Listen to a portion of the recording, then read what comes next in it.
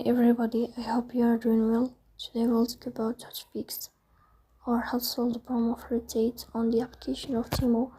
We click on settings. Here we click on apps, default apps, app settings. In this list you will search about the application of Temu and you will click here. In this page of app info you will click on full stop and you will click OK. Here you will go to storage, then we click on clear cache. Here you will turn on your airplane mode and you will turn off your airplane mode again to fix that problem. So that's all. Don't forget to support us by like and subscribe. See you next time in another video, and thank you for your watching and your attention.